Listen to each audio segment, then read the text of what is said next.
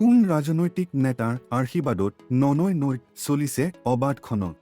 নগাঁৱৰ কঠীয়াতলী আঞ্চলিক বন বিষয়া কাৰ্যালয় আৰু নগাঁও সদৰ আঞ্চলিক বন বিষয়া কাৰ্যালয়ৰ অন্তৰ্গত বৰমপুৰৰ ধনতোলাত চলিছে মাফিয়া দপদপনি। কৃষকৰ কথা ভাবি ডাঙৰ ৰেল প্ৰকল্প বাতিল কৰিলে কেন্দ্ৰই। প্ৰকৃতি ৰক্ষাৰ প্ৰতি লক্ষ্য ৰাখি দেশৰ ৰেল বিভাগে গ্ৰহণ কৰিছে এক বিশেষ তথা ডাঙৰ সিদ্ধান্ত।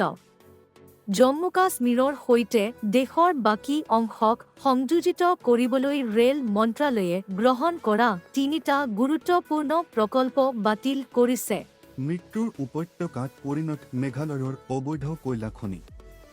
২০১৪ চনতেই ৰাষ্ট্ৰীয় সেউজ ন্যায়াধিকৰণে মেঘালয়ত চলি থকা ৰেড হুল কয়লা খনন অবৈধ ঘোষণা কৰিছিল।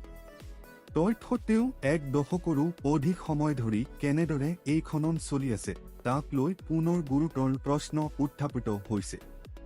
আকৌ এবাৰ অবৈধ ৰেড হুল মাইনিঙে প্ৰাণ ল'লে শ্ৰমিকৰ। ৰাষ্ট্ৰীয় সেউজ ন্যায়াধিকৰণৰ কঠোৰ নিৰ্দেশনাৰ পাছতো মেঘালয়ত চলি থকা এই অবৈধ খননে উত্থাপন কৰিছে বহু প্ৰশ্নচিহ্নৰ। মেঘালয়ৰ ট্ৰেজেডিৰ সকলো দিশ সামৰি ৰুম্পী গগৈৰ এক বিশেষ প্ৰতিবেদন। এক হৃদয়বিদাৰক ঘটনা। বৃহস্পতিবাৰে মেঘালয়ৰ পূব জয়ন্তীয়া পাহাৰ জিলাত অবৈধ কয়লা খনিত সংঘটিত হৈছে এক ভয়ংকৰ দুৰ্ঘটনা। জিলাখনৰ উমলেং আৰক্ষী চকীৰ অন্তৰ্গত দুৰ্গম থামস্কি মাইনছিংগা অঞ্চলত সংঘটিত এই ভয়াৱহ বিস্ফোৰণ মৃত্যু হৈছে কেইবাজনো শ্ৰমিকৰ। কাৰ আশীৰ্বাদত মানকাচৰত অবৈধভাৱে গঢ় লৈ উঠিছে শতাধিক ইটা ভাটা। মানকাচৰৰ বিভিন্ন প্ৰান্তত অবৈধভাৱে গঢ় লৈ উঠিছে শতাধিক অবৈধ ইটা ভাটা। চৰকাৰক কোনো ধৰণৰ কৰ নিদিয়াকৈ অসাধু ব্যৱসায়ীয়ে চলাই আছে এনে অবৈধ ইটা ভাটাসমূহ। মানকাচৰৰ বিভিন্ন প্ৰান্তত অবৈধভাৱে গঢ় লৈ উঠিছে শতাধিক অবৈধ ইটা ভাটা। চৰকাৰক কোনো ধৰণৰ কৰ নিদিয়াকৈ অসাধু ব্যৱসায়ীয়ে চলাই আছে এনে অবৈধ ইটা ভাটাসমূহ। জানিব পৰা মতে প্ৰতি বছৰে জিলাখনৰ বিভিন্ন প্ৰান্তত এইদৰে অবৈধ ইটা ভাটা চলাই আহিছে এটা অসাধু ব্যৱসায় চক্ৰই। প্ৰশাসক মেনেজ কৰি অবৈধ ইটা ভাটা চলাই অহাৰ অভিযোগ উত্থাপন হৈছে। বিশেষকৈ মানকাচাৰ ৰাজহ চক্ৰ এলেকাৰ অধীনস্থ বিভিন্ন গাঁৱৰ ভিতৰত ৰাস্তাৰ কাষত নিৰ্মাণ কৰা হৈছে এনে অবৈধ ইটা ভাটাসমূহ। ইফালে অবৈধ ইটা ভাটাৰ ক'লা ধোঁৱাই পৰীক্ষা প্ৰদূষিত কৰাত অভিযোগ তুলিছে সচেতন মহলে। বিগত বছৰত এনে অবৈধ ইটা ভাটাৰ বিৰুদ্ধে প্ৰশাসনে নাটকীয় অভিযান চলাই 20,25টা ভাটা উচ্ছেদ কৰিছিল যদিও 2 শতাধিক অবৈধ ইটা ভাটাৰ ভিতৰত মাত্ৰ 20,25টা উচ্ছেদ কৰি বাকী ইটা ভাটাৰ সৈতে মেনেজ হৈ মোটা অংকৰ ধন সংগ্ৰহৰ অভিযোগ উঠে। আনহাতে বিগত বছৰৰ দৰেই এইবেলিও প্ৰশাসন মেনেজ হৈছে নেকি তাক লৈ প্ৰশ্ন উত্থাপন হৈছে। কোন ৰাজনৈতিক নেতাৰ আশীৰ্বাদত নৈত চলিছে অবাধ খনন? নগাঁৱৰ কঠীয়াতলী আঞ্চলিক বন বিষয়া কাৰ্যালয় আৰু নগাঁও সদৰ আঞ্চলিক বন বিষয়া কাৰ্যালয়ৰ অন্তৰ্গত বৰমপুৰৰ ধনতোলাত চলিছে ভূমাফুদাৰ দপদপনি। ভূমাফুদা বিক্ৰম পাটৰৰ নেতৃত্বত নৈ পাৰৰ বিঘাইন গাঁৱৰ কঠীয়াতলী আঞ্চলিক বন বিষয়া কাৰ্যালয় আৰু নগাঁও সদৰ আঞ্চলিক বন বিষয়া কাৰ্যালয়ৰ অন্তৰ্গত বৰমপুৰৰ ধনতোলাত চলিছে ভূমাফুদাৰ দপদপনি। ভূমাফুদা বিক্ৰম পাটৰৰ নেতৃত্বত নৈ পাৰৰ বিঘাই মাটি খান্দিছে চক্ৰটোৱে। বন বিভাগৰ নিয়ম অনুসৰি মাটি 3 ফুটতকৈ অধিক দকৈ খান্দিব নোৱাৰে। কিন্তু বন বিভাগৰ সেই নিৰ্দেশনাক জলাঞ্জলি দি ভূমাফিয়া বিক্ৰম পাটৰৰ নেতৃত্বত অবাধ হাৰত চলিছে মাটি খনন কাৰ্য। আনহাতে মাটি কঢ়িওৱা ডাম্পাৰসমূহৰ প্ৰত্যেকখনৰে থাকিব লাগে বন বিভাগৰ চালান, কিন্তু চালানবিহীনভাৱে চলিছে ডাম্পাৰসমূহ। ভূমাফুদাজনৰ নেতৃত্বত বন বিভাগৰ সকলো আইন অমান্য কৰি চলিছে মাটিৰ ব্যৱসায়। কিন্তু ইয়াৰ পাছতো কঠীয়াতলী আঞ্চলিক বন বিষয়া কাৰ্যালয় আৰু নগাঁও সদৰ আঞ্চলিক বন বিষয়া কাৰ্যালয়ে মোটা অংকৰ ধনৰ বিনিময়ত মেনেজ হৈ চকু মুদাকুলিৰ ভাও ধৰিছে। আনপিনে এই তীব্ৰবেগী মাটি কঢ়িওৱা ডাম্পাৰৰ উপদ্ৰৱত স্থানীয় ৰাইজ অতিষ্ঠ হৈ পৰিছে যদিও আজিকোপতি পুৰণিগুদাম আৰক্ষীয়েও তীব্ৰবেগী ডাম্পাৰৰ ক্ষেত্ৰত কোনো বিশেষ ব্যৱস্থা গ্ৰহণ কৰা নাই। ৰাজনৈতিক আশীৰ্বাদ পুষ্ট ভূমাফিয়া বিক্ৰম পাটৰে ননৈ নৈৰ একেবাৰে কাষতে মাটি খান্দি নৈখনলৈও আনিছে বিপদৰ শংকা। এতিয়া কথা হ'ল কাৰ আশীৰ্বাদত বিক্ৰম পাটৰে অনায়াসে অবৈধভাৱে চলাই আহিছে মাটিখনন। বিয়াগুং বন বিভাগৰ চকুৰ সন্মুখেৰে পাৰ হৈ যোৱা চালানবিহীন ডাম্পাৰসমূহক নাকি লগাব পৰা নাই কিয় বন বিভাগে? এই ক্ষেত্ৰত নগাঁও জিলা বন বিষয়া আৰু কঠীয়াতলী আঞ্চলিক বন বিষয়া আৰু নগাঁও সদৰ আঞ্চলিক বন বিষয়াৰ নীৰৱ ভূমিকা কিয়? নিৰ্বাচনত বৃহৎ অঘটন সংঘটিত কৰিবলৈ সাজু অনুসূচিত জাতিৰ সংগঠনসমূহ। অসমত সমষ্টি পুনৰ নিৰ্ধাৰণৰ পাছতেই ৰাজ্যৰ ৰাজনৈতিক পৰিৱেশত নতুন সমীকৰণৰ সূচনা হৈছে। শেহতীয়া সমষ্টি পুনৰ নিৰ্ধাৰণ প্ৰক্ৰিয়াৰ অন্তত ৰাজ্যত মুঠ টা বিধানসভা সমষ্টি অনুসূচিত জাতিৰ লোকৰ বাবে সংৰক্ষিত অসমত সমষ্টি পুনৰ নিৰ্ধাৰণৰ পাছতেই ৰাজ্যৰ ৰাজনৈতিক পৰিৱেশত নতুন সমীকৰণৰ সূচনা হৈছে। শেহতীয়া সমষ্টি পুনৰ নিৰ্ধাৰণ প্ৰক্ৰিয়াৰ অন্তত ৰাজ্যত মুঠ টা বিধানসভা সমষ্টি অনুসূচিত জাতিৰ লোকৰ বাবে সংৰক্ষিত কৰা হৈছে। এই সংৰক্ষিত সমষ্টিসমূহ হৈছে বৰপেটা, হাজো, ফুৱালুকিচু, ডিমৰীয়া, জাগিৰোড, ৰহা, বিহালী, নাওবৈচা, ধলাই আৰু ৰামকৃষ্ণ নগৰ বিধানসভা সমষ্টি। জাগিৰোড কাগজ কলৰ দফাই হ'ব নেকি শিলঘাট মৰাপাট কলৰ? চিৰদিনৰ বাবে বন্ধ হৈ যোৱাৰ দিশত শিলঘাটৰ অসম সমবায় মৰাপাট কলটো। কলিয়াবৰৰ শিলঘাটত এই কলটো লাভজনকভাৱে পৰিচালনা হোৱাৰ ক্ষেত্ৰত চৰকাৰ কৰ্তৃপক্ষ কোনোৱে নললে ব্যৱস্থা। দুটা ইউনিট থকা কলটো দ্বিতীয় ইউনিটটো অত্যাধুনিক অসম চৰকাৰে ৰাজ্যৰ ঔদ্যোগিক বিকাশৰ বাবে নানান পদক্ষেপ গ্ৰহণ কৰিছে। কিন্তু এনে সময়তে চিৰদিনৰ বাবে বন্ধ হৈ যোৱাৰ দিশত আগবাঢ়িছে ঐতিহ্যপূৰ্ণ অসমৰ একমাত্ৰ সমাবাদ ভিত্তিক মৰাপাট কলটো। ভিন্ন অজুহাতত কলিয়াবৰস্থিত শিলঘাট মৰাপাট কলটো অনিৰ্দিষ্টকালৰ বাবে বন্ধ ঘোষণা কৰা হৈছে। এই সিদ্ধান্তৰ পাছতে দিশহাৰা হৈছে কলটোত কৰ্মৰত সহস্ৰাধিক কৰ্মচাৰী। তাৰ ভুলৰ বাবে এই দশা হ'বলৈ পালে শিলঘাটৰ এই কলটো। অবিচি সামৰি অসমীয়া প্ৰতিদিন ডিজিটেলৰ এক প্ৰতিবেদন। চিৰদিনৰ বাবে বন্ধ হৈ যোৱাৰ দিশত শিলঘাটৰ অসম সমবায় মৰাপাট কলটো। কলিয়াবৰৰ শিলঘাটৰ এই কলটো লাভজনকভাৱে পৰিচালনা হোৱাৰ ক্ষেত্ৰত চৰকাৰ কৰ্তৃপক্ষ কোনোৱে নললে ব্যৱস্থা। দুটা ইউনিট থকা কলটো দ্বিতীয় ইউনিটটো অত্যাধুনিক মেচিনেৰে উন্নীতকৰণ হৈছিল যদিও সেই ইউনিটৰ উৎপাদনৰ কাম দীৰ্ঘদিন ধৰি বন্ধ হৈ আছিল। পুৰণি ইউনিটৰ উৎপাদন চলি আছিল যদিও বৰ্ষৰ জানুৱাৰীৰ শেষৰ ভাগত কল কৰ্তৃপক্ষই এই ইউনিটটোৰ উৎপাদনী কেঁচা সামগ্ৰীৰ অভাৱত অনিৰ্দিষ্টকালৰ বাবে বন্ধ কৰাৰ কথা ঘোষণা কৰে। ফলত সহস্ৰাধিক কৰ্মচাৰী থকা মৰাপাট কলটো যে পুনৰ চলিব তাক লৈ গভীৰ ৰহস্যৰ সৃষ্টি হৈছে। কলটোৰ কাৰ্যক্ৰম কৰি ৰখাৰ বাবে কলিয়াবৰ সমষ্টিক প্ৰতিনিধিত্ব কৰা জনপ্ৰতিনিধিসকলেও কোনো পদক্ষেপ বা দাবী উত্থাপন কৰা পৰিলক্ষিত হোৱা নাই। অথচ এই কলটোৰ অন্তৰ্গত কলিয়াবৰৰ জনপ্ৰতিনিধি বৰ্তমান অসম চৰকাৰৰ গুৰুত্বপূৰ্ণ এগৰাকী মন্ত্ৰী। পূৰ্বতে এই সমষ্টিৰ পৰাই লোকসভাত প্ৰতিনিধিত্ব কৰা গৌৰৱ গগৈৰ দৰে সাংসদো মৌন হৈ গৈছে কলটোৰ প্ৰসংগত। এসময়ত এই সমষ্টিৰ পৰা প্ৰতিনিধিত্ব কৰি মুখ্যমন্ত্ৰী হোৱা অগপৰ নেতা প্ৰফুল্ল কুমাৰ মহন্তেও ক্ষমতাত থকা সময়ত কলটোৰ ভৱিষ্যতক লৈ কোনো চৰ্চা নকৰিলে। তাৰ ইমান সাহস?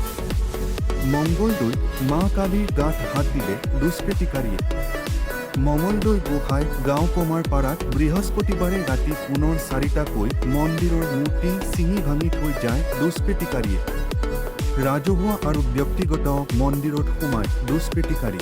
কুম্ভ ৰাশিত শুক্ৰবিধৰ সংযোগৰ বাবে প্ৰকাৰে উভৈনদী হ'ব এই 4 ৰাশিৰ জীৱন। মহাশিৱৰাত্ৰি হৈছে হিন্দু ধৰ্মৰ এক অতি পবিত্ৰ আৰু গুৰুত্বপূৰ্ণ উৎসৱ যাক ভক্তসকলে বছৰৰ ভিতৰত অতি আগ্ৰহেৰে অপেক্ষা কৰে।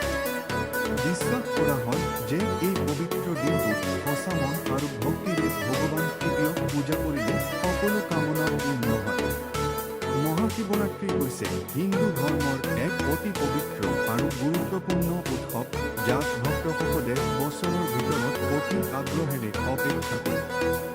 বিশ্বাস কৰা হয় যে এই পবিত্ৰ দিনটো সঁচা মন আৰু ভক্তিৰে ভগৱান শিৱক পূজা কৰিলে সকলো কামনা পূৰ্ণ হয়। এই বৰ্ষৰ 15 আৰু 16 ফেব্ৰুৱাৰীত মহাশিৱৰাত্ৰি উদযাপন কৰা হ'ব। এই দিনটোত ভক্তসকলে ভগৱান শিৱক পানী, গাখীৰ, বেলপাত, ভাং, ধুতিৰা, মৌ আদি পবিত্ৰ সামগ্ৰী আগবঢ়াই পূজা কৰে। ধৰ্মীয় গুৰুত্বৰ উপৰিও জ্যোতিষশাস্ত্ৰৰ দৃষ্টিকোণৰ পৰাও মহাশিৱৰাত্ৰিৰ এই দিনটো অতি বিশেষ বুলি গণ্য কৰা হয়। এইবাৰ শিৱৰাত্ৰিত লক্ষ্মী নাৰায়ণ ৰাজযোগৰ বিশেষ সংযোগ। হিন্দু পঞ্জিকা অনুসৰি 2026 চনৰ মহাশিৱৰাত্ৰিৰ দিনটোত কুম্ভ ৰাশিত শুক্ৰ আৰু বৃষ গ্ৰহৰ সংযোগে লক্ষ্মী নাৰায়ণ ৰাজযোগ গঠন হ'ব। এই শুভ যুগক ধন, সমৃদ্ধি, সফলতা আৰু আৰ্থিক শক্তিৰ প্ৰতীক হিচাপে গণ্য কৰা হয়। জ্যোতিষীসকলৰ মতে এই ৰাজযোগে বিশেষকৈ 4 ৰাশিৰ লোকৰ জীৱনত ইতিবাচক পৰিৱৰ্তন কঢ়িয়াই আনিব। সেই ৰাশিকেইটা আছে মিথুন ৰাশি। লক্ষ্মী নাৰায়ণ ৰাজযোগৰ আটাইতকৈ বেছি উপকৃত ৰাশিসমূহৰ ভিতৰত মিথুন ৰাশি অন্যতম। এই ৰাশিৰ স্থানীয় লোকসকলৰ বাবে আৰ্থিক দিশত এই সময়ছোৱা অত্যন্ত শুভ হ'ব। উপাৰ্জনৰ নতুন উৎস সৃষ্টি হ'ব পাৰে আৰু ব্যৱসায় ক্ষেত্ৰত আশা কৰাতকৈ অধিক লাভ হোৱাৰ সম্ভাৱনা আছে। যদিও খৰচ কিছু বৃদ্ধি পাব পাৰে, তথাপিও আয় যথেষ্ট হোৱাৰ আৰ্থিক ভাৰসাম্য বজাই থাকিব। মকৰ ৰাশি। মকৰ ৰাশিৰ লোকসকলৰ বাবেও এই ৰাজযোগে ধনাত্মক পৰিণতি কঢ়িয়াই আনিব। আৰ্থিক লাভৰ সুযোগ বৃদ্ধি পাব আৰু ঋণ বা ধাৰৰ চাপ বহু পৰিমাণে হ্ৰাস পাব পাৰে। খৰচ নিয়ন্ত্ৰণত থাকিব, যাৰ ফলত বেংক বেলেন্স শক্তিশালী হ'ব। ইয়াৰ উপৰিও এই সময়ছোৱাত স্বাস্থ্যৰ ক্ষেত্ৰত উন্নতি দেখা যাব। কুম্ভ ৰাশি। এই ৰাজযোগ গঠনৰ মূল কেন্দ্ৰবিন্দু হৈছে কুম্ভ ৰাশি। কুম্ভ ৰাশিত শুক্ৰ আৰু বৃধৰ সংযোগে সৃষ্টি হোৱা লক্ষ্মী নাৰায়ণ ৰাজযোগে এই ৰাশিৰ লোকসকলৰ বাবে অপ্ৰত্যাশিত আৰ্থিক লাভৰ পথ মুকলি কৰিব পাৰে। গোপন বা অপ্ৰত্যাশিত উৎসৰ পৰা আয় হোৱাৰ সম্ভাৱনা আছে। লগতে পূৰ্বপুৰুষৰ সম্পত্তিৰ সৈতে জড়িত লাভো সম্ভৱ। দীৰ্ঘদিন ধৰি যিসকলে কোনো লক্ষ্যত উপনীত হ'বলৈ চেষ্টা কৰি আছে, তেওঁলোকৰ বাবে এই সময়ছোৱা অত্যন্ত সহায়ক হ'ব। বৃশ্চিক ৰাশি।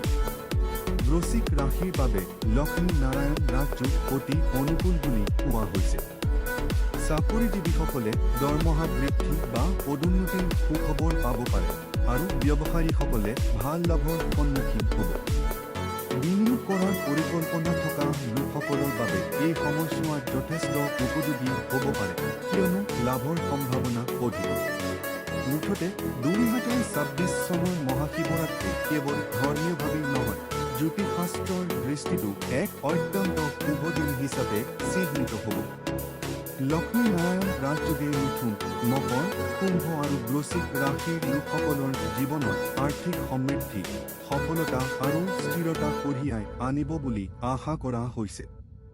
এই পবিত্ৰ দিনটোত ভগৱান শিৱৰ আশীৰ্বাদে সকলোৰে জীৱন সুখ-সমৃদ্ধিত ভৰি পৰক। আপোনাৰো যদি এই সমস্যা হয়, শীঘ্ৰেই পৰামৰ্শ লওক চিকিৎসকৰ। বহু লোকে খাদ্য খোৱাৰ পিছত, বিশেষকৈ দুপৰীয়াৰ আহাৰ গ্ৰহণ কৰাৰ পিছত অত্যন্ত টোপনি আৰু অলসতা অনুভৱ কৰে। এই সময়ছোৱাত চকু গধুৰ হোৱা, মৃদু মূৰৰ বিষ, ভাগৰুৱা। বহু লোকে খাদ্য খোৱাৰ পিছত, বিশেষকৈ দুপৰীয়াৰ আহাৰ গ্ৰহণ কৰাৰ পিছত অত্যন্ত টোপনি আৰু অলসতা অনুভৱ কৰে। এই সময়ছোৱাত চকু গধুৰ হোৱা, মৃদু মূৰৰ বিষ, ভাগৰুৱা ভাৱ আদি লক্ষণে বহুজনক সমস্যাত পেলায়। ঘৰতে থাকিলে এই অৱস্থা সহনীয় হ'লেও কৰ্মক্ষেত্ৰত ই কৰ্মক্ষমতাত বিৰূপ প্ৰভাৱ পেলায়। স্বাস্থ্য বিশেষজ্ঞসকলৰ মতে খাদ্য খোৱাৰ পিছত শৰীৰৰ পাচনতন্ত্ৰ অধিক সক্ৰিয় হৈ পৰে। ইয়াৰ ফলত পেটলৈ অধিক পৰিমাণে তেজৰ সোঁত যায় আৰু তেজত চেনিৰ মাত্ৰাত সাময়িক পৰিৱৰ্তন ঘটে। এই প্ৰক্ৰিয়াত শৰীৰ শিথিল হৈ মনটো নিস্তেজ হয় আৰু টোপনি অহা স্বাভাৱিকভাৱে দেখা যায়। যদিও সাধাৰণ পৰিস্থিতিত এই অৱস্থাক চম্পঠায়, তথাপি ধাৰাবাহিকভাৱে অত্যাধিক টোপনি অহাটো কোনো গুৰুত্বপূৰ্ণ ৰোগৰ লক্ষণ হ'ব পাৰে। খাদ্য খোৱাৰ পিছত সামান্য টোপনি অহাটো স্বাভাৱিক কথা, কিন্তু বাৰে বাৰে অত্যাধিক টোপনি অহাটো অৱহেলা কৰা উচিত নহয়। ডায়েবেটিছ এই সমস্যাৰ অন্যতম মুখ্য কাৰণ হ'ব পাৰে। খাদ্য খোৱাৰ পিছত তেজত চেনিৰ পৰিমাণ হঠাৎ বৃদ্ধি বা হ্ৰাস পালে শৰীৰ অলস হৈ পৰে আৰু ভাগৰুৱা ভাৱ দেখা যায়। ইয়াৰ উপৰিও থাইৰয়ডজনিত সমস্যা, বিশেষকৈ হাইপোথাইৰয়ডিজমে শৰীৰৰ বিপাকীয় ক্ৰিয়া মন্থৰ কৰি তোলে। ফলত খাদ্য খোৱাৰ পিছত টোপনি অহা, ওজন বৃদ্ধি আৰু ঠাণ্ডা অনুভৱ কৰাৰ দৰে লক্ষণ দেখা যায়। নিম্ন ৰক্তচাপৰ ক্ষেত্ৰত খাদ্য খোৱাৰ পিছত টোপনি অহা আৰু মূৰ ঘূৰোৱাৰ সমস্যাই দেখা দিব পাৰে। তেনে অৱস্থাত তৎক্ষণাত এজেন্সীৰ পৰামৰ্শ লোৱাটো গুৰুত্বপূৰ্ণ। কি কয় স্বাস্থ্য বিশেষজ্ঞ? চিকিৎসকসকলৰ মতে ৰক্তহীনতা বা এনিমিয়াৰ ফলত খাদ্য খোৱাৰ পিছত ভাগৰুৱা আৰু টোপনি অহা অনুভৱ হয়। শৰীৰত অক্সিজেনৰ যোগান কমি যোৱাৰ ফলত উশাহ লোৱাত কষ্ট পোৱাটো এই ৰোগৰ এক লক্ষণ। তদুপৰি পাচনতন্ত্ৰৰ সমস্যা যেনে গেছ, পেট বেয়া হোৱা বা গধুৰ খাদ্য অধিক পৰিমাণে গ্ৰহণ কৰাৰ ফলত এই সমস্যাই দেখা দিব পাৰে। এই সমস্যাৰ পৰা হাত সাৰিবলৈ দৈনন্দিন জীৱনত কিছুমান সাৱধানতা অৱলম্বন কৰা প্ৰয়োজন। চিকিৎসকসকলে গধুৰ, তেলীয়া আৰু অত্যাধিক মিঠা খাদ্য পৰিহাৰ কৰি লঘু আহাৰ গ্ৰহণ কৰাৰ পৰামৰ্শ দিয়ে। খাদ্য খোৱাৰ পিছত লগে লগে বহি নাথাকে। ই অন্তত 10 মিনিট লঘু খোজ কাঢ়িলে শৰীৰ সক্ৰিয় হৈ থাকে। লগতে দিনটোৰ ভিতৰত পৰ্যাপ্ত পৰিমাণে পানী পান কৰাটো স্বাস্থ্যৰ বাবে উপকাৰী। স্বাস্থ্য বিশেষজ্ঞসকলৰ মতে, যদি কোনো ব্যক্তিয়ে খাদ্য খোৱাৰ পিছত ধাৰাবাহিকভাৱে অত্যাধিক টোপনি, ভাগৰুৱা ভাৱ বা শাৰীৰিক দুৰ্বলতা অনুভৱ কৰে, তেন্তে ই কোনো গুৰুত্বপূৰ্ণ ৰোগৰ আগতীয়া সংকেত হ'ব পাৰে। সেয়ে এনে লক্ষণ দেখা দিলে সময় নষ্ট নকৰাকৈ চিকিৎসকৰ পৰামৰ্শ লোৱাটো অতি প্ৰয়োজনীয়। ভূপেন বৰাৰ বিৰুদ্ধে কোৱা কোন কংগ্ৰেছ নেতাক নেতৃত্ব দিলে কাৰণ দৰ্শোৱাৰ জাননী? কংগ্ৰেছ নেতা পংকজ শইকীয়ালৈ কাৰণ দৰ্শোৱা জাননী জাৰি অসম প্ৰদেশ কংগ্ৰেছৰ। APCC যৌথ সম্পাদকৰ পদত আছে পংকজ শইকীয়া। সাধাৰণ সম্পাদকে জাৰি কৰিলে কাৰণ দৰ্শোৱাৰ জাননী। সংবাদ মাধ্যমৰ আগত কৰা মন্তব্যৰ বাবে এই জাননী জাৰি কৰা হৈছে।